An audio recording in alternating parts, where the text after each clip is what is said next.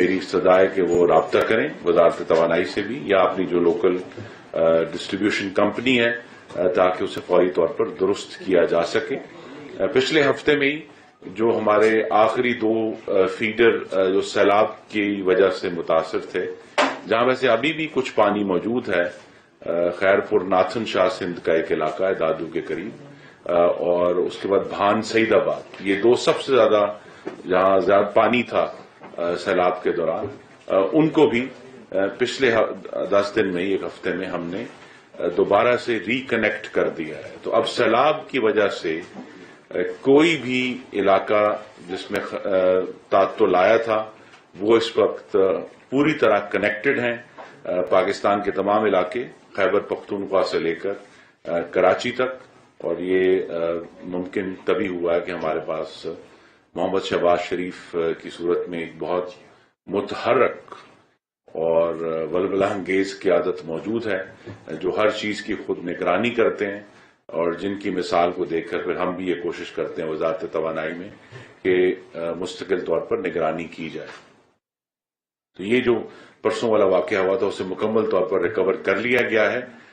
اس میں جو ایک انکوائری ہے جس کا ہم نے حکم دیا تھا جمعرات کے دن، اس کی رپورٹ جو ہے وہ سوموار کو متوقع ہے، اور وہ ایک اہم رپورٹ ہوگی جس کا پھر میں نے کمٹ بھی کیا ہے کہ ہم اس کی ایک بیلاگ جو ہے اس کی دوبارہ سے تصدیق بھی کروائیں گے، 3rd پارٹی ویلیڈیشن بھی کروائیں گے کہ کیا یہ رپورٹ جو ہے درست ہے اور کیا کسی کو بھی بچانے کے لیے تو کوئی کور اپ نہیں ہو رہا. لیکن بڑا سنجیدہ واقعہ تھا کیونکہ 2 ہمارے پاس ہمارے سسٹم میں ایک ریڈنڈنسی موجود ہے، یعنی اگر 3 لائنیں ہیں جو کنیکٹ کرتی ہیں جنوب کو شمال سے، تو 3 میں سے ایک جو ہے وہ تو معمول کی ریپیئر کی وجہ سے بند تھی، تو 2 کا اکٹھا خراب ہونا جو ہے وہ ایک اچنبے کی بات ہے جس کی انکوائری ہو رہی ہے. اور اس کے ساتھ ہی جڑا ہوا یہ ہے کہ وزارت توانائی کی ایک بہت بڑی کامیابی، اور جس میں NPCC نے بھی اپنا حصہ ڈالا، کہ ہم نے اس واقعے کے باوجود پورے ملک میں بلیک آؤٹ نہیں ہوا. آدھے حصے تک اس کو محدود کیا گیا اور پھر اس آدھے حصے کو فوری طور پر قلیل ترین مدت میں ریکور کیا گیا. تو یہاں گجرانوالہ میں جہاں ہم موجود ہیں وہاں صرف اس کا اثر یہ آیا کہ کچھ دیر کے لیے لوڈ شیڈنگ کے دورانیے میں اضافہ ہوا اور وہ کل پھر دوبارہ درست ہو گیا. لیکن یہ جو کوشش کی گئی اس میں جو سی پیک کے تحت لگنے والے پروجیکٹس ہیں ان کا بہت بڑا حصہ ہے، خاص طور پہ جو مٹیاری لاہور کی ٹرانسمیشن لائن ہے جو سی پیک کے تحت لگی تھی، بڑا ہمارا کی پروجیکٹ ہے. اس کے اندر ایسے سیف گارڈز تھے جس کی وجہ سے ہم جو ملک کا شمالی حصہ ہے ہم نے اس کو بچا لیا بلیک آؤٹ سے، اور یہاں بہت سارے لوگوں کو محسوس نہیں ہوا کہ کہیں کوئی نظام میں تعطل آیا ہے. یہ بھی ایک سی پیک کا فائدہ پاکستان کو ہو رہا ہے کہ ہمارا جو ٹرانسمیشن سسٹم ہے اس کے اندر بھی اب ایک جدیدیت آئی ہے جس کی وجہ سے ہم اس قسم کے فوری اور بچاؤ کرنے والے اقدامات کرنے کے قابل ہیں. دوسری جو بات آپ کو میں نے بتانی تھی وہ آپ نے پڑھی بھی ہے اخبار میں کہ اس مہینے نیپرا نے جو فیول پرائس ایڈجسٹمنٹ کا تعین کیا ہے وہ محترم حضرات غور سے لکھیں صرف 19 پیسے ہے. یہ وہ فیول پرائس ایڈجسٹمنٹ ہے جو جون کے میں 9 روپے 89 پیسے تھی، اب وہ گھٹ کر 22 پیسے ہم نے ان کو اپیل کی تھی، لیکن نیپرا نے 19 پیسے ڈٹرمن کیا ہے. تو لہذا اس مہینے جو آپ کو بل ایشو ہوں گے ان میں جو ہے وہ پچھلے مہینے کی جو فیول پرائس ایڈجسٹمنٹ ہے، لیکن نومبر کے بلوں میں صرف 19 پیسے کی فیول پرائس ایڈجسٹمنٹ ہے. تو میں نے جس طرح پہلے آپ سب سے ہی عرض کیا اور بھی مختلف فورمز پہ کہ اکتوبر سے بجلی کے بلوں میں 19 پیسے فی یونٹ، جو کہ جون میں 9 روپے 89 پیسے فی یونٹ تھی. تو لہذا اب اس کے اندر جون کے مقابلے میں 9 روپے 70 پیسے کی کمی آ گئی ہے فیول پرائس. یہ ریلیف کن لوگوں کا انڈسٹری کو؟ جی یہ مکمل طور پہ سب کو ریلیف ملے گا کیونکہ فیول پرائس ایڈجسٹمنٹ جو ہے وہ لائف لائن کنزیومرز کو تو چارج نہیں ہوتی، 100 यूनिट से कम वालों को तो चार्ज ही नहीं की जाती। उसके ऊपर जो है 200 तक वालों को एक महदूद हद तक चार्ज की जाती है और उसके ऊपर फिर सबको चार्ज होती है। तो उनको सबके ऊपर इसका इतलाक है और सबको ही ये रिलीफ मिलेगा। जो कि जी जून के मुकाबले में 9 रुपए 70 पैसे कमी आ गई है फ्यूल प्राइस एडजस्टमेंट में। तो इससे अवाम को वाज़ेह तौर पर एक रिलीफ हासिल होगा इंशाअल्लाह। और जो अभी पिछले दिनों बहुत तकलीफ हुई है सार्फिन को, उसमें भी अब इंशाअल्लाह कमी आएगी। तो ये दो बातें थी मेन जो आपके सामने रखनी थी।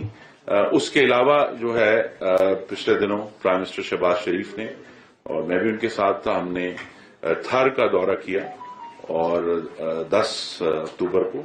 तो थर का दौरा भी जो है वो एक पाकिस्तान के मुस्तकबिल की बुनियाद है।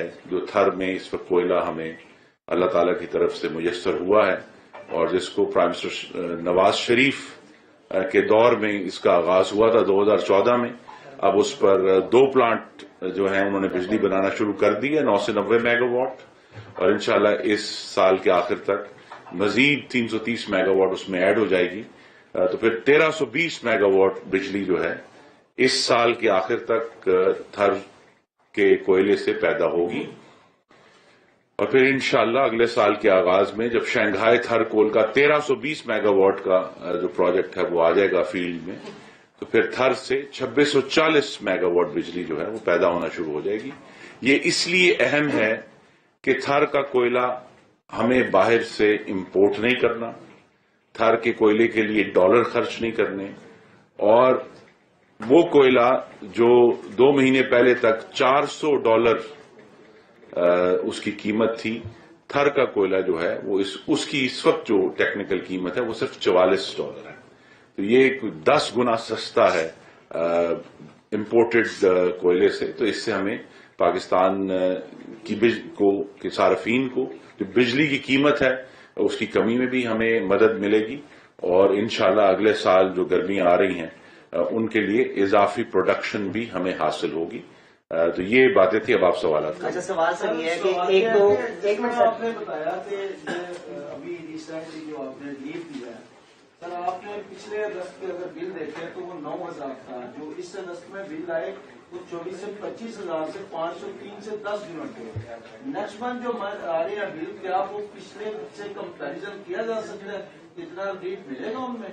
जी नहीं, उसमें रिलीफ है। मैंने अर्ज किया फ्यूल प्राइस एडजस्टमेंट में रिलीफ है। इस महीने भी जो बिल डिलीवर हुए हैं सार्फिन को उनमें 4 रुपए की फ्यूल प्राइस एडजस्टमेंट, आपको मालूम तो वो 4 रुपए जो है 4 रुपए कुछ पैसे की है, वो अब घटकर अगले महीने के बिलों में सिर्फ आपको 19 पैसे चार्ज होंगे। तो वो रिलीफ आपको वाज़ेह तौर पे महसूस होगा। जितना रिलीफ हमें अवेलेबल है पाकिस्तान में डॉलर के मुकाबले में रुपए की बेहतरी में और बैनुल-अक़वामी तौर पर जो तेल की कीमतों में कमी आई है, वो पूरा का पूरा रिलीफ अवाम को पास कर दिया गया। अच्छा सर, एफपीए में जो है, एफपीए में जो रिलीफ दिया गया है ये तो ज़ाहिर बिलों में महसूस होगा। इंडस्ट्री को फिक्स किया जा रहा है। जिन लोगों के 160 किलोवाट के ट्रांसफार्मर लगे हैं, हमारी 70% इंडस्ट्री को बंद कर दिया गया है। वो इसलिए कि फिक्स बिल लोग नोट प्रोवाइड कर रहे हैं। अब 80% लोग रिडक्शन ऑफ लोड में जा रहे हैं, अपना लोड कम करवा रहे हैं। अब जिन लोगों ने फैक्ट्रियां बंद की हैं सर, 160 किलोवाट का लोड सैंक्शन हुआ है, 80 किलोवाट की बंद फैक्ट्री की एमडीआई भरनी है, जिससे लोगों ने अपने कनेक्शन डिस्कनेक्ट करवाना शुरू कर दिए हैं।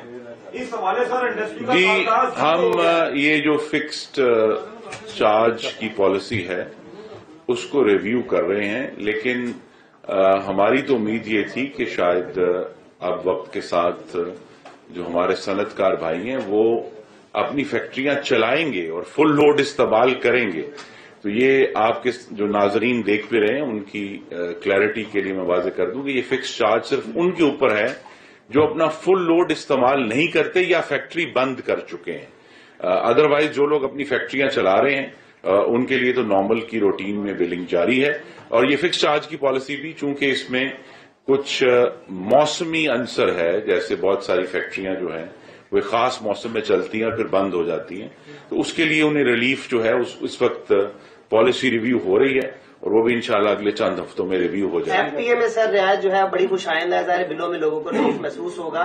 اور ٹرانسمیشن جس طرح آپ نے کہا کہ تعطل کا شکار کو بھی بحال ہو گیا، اچھا کام ہوا. ایک بڑا اہم سوال ہے سر، امریکی صدر نے الزام عائد کیا ہے کہ پاکستان جو ہے وہ خطرناک ترین ملک ہے اور یہاں کا جو ایٹمی نظام ہے وہ بے ہنگم ہے، کیا کہیں گے اس پر آپ؟ جی پہلے بجلی کے سوال لے لیں پھر آخر میں اس پہ بات سوال ہے دفتر میں پلیز اس پہ جواب دیں. ضرور جواب دیں گے. نون لیگ کا قلعہ سمجھا جاتا ہے جی. اور 2018 میں عوام نے یہ ثابت بھی کیا ہے. اب ریجن کو 2 حصوں میں تقسیم کیا گیا ہے. ضلع کو جو تحصیل تھی اس کو ضلع کا درجہ دیا گیا ہے اور آنن فانن اس کو گجرات ڈویژن کا حصہ بنا دیا گیا ہے.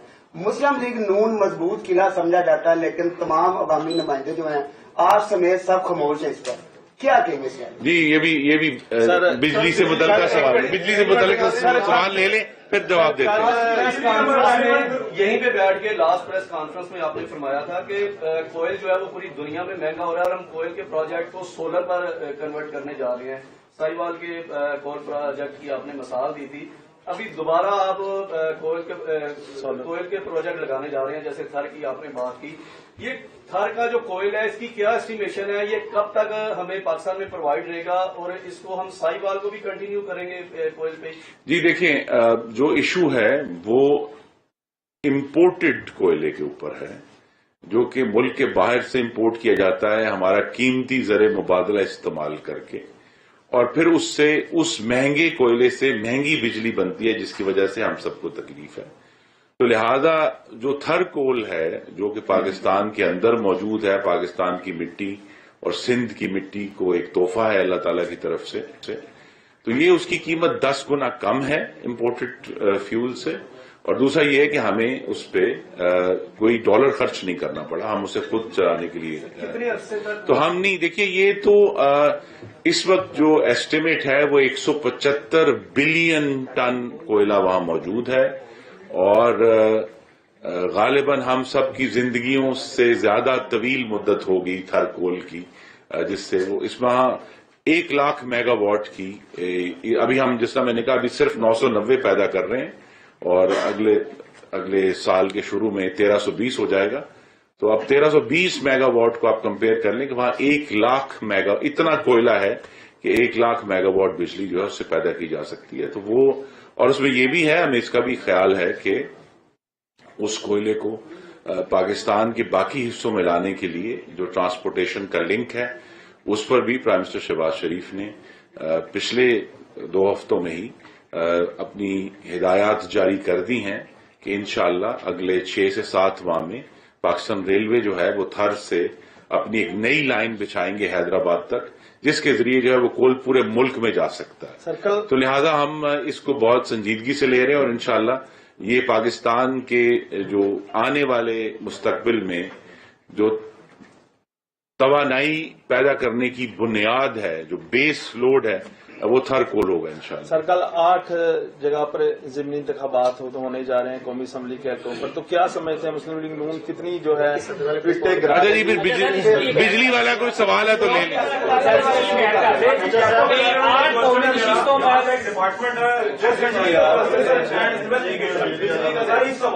آج تک اس کی کارکردگی کے بارے میں کچھ نہیں بتایا گیا. لاکھوں روپے کی تنخواہیں ہیں، ہزاروں لیٹر تیل ہیں ان کے، اور ان کی کارکردگی پر سوالیہ نشان. نہیں یہ آپ گیپکو کے محکمے کی بات کر رہے ہیں.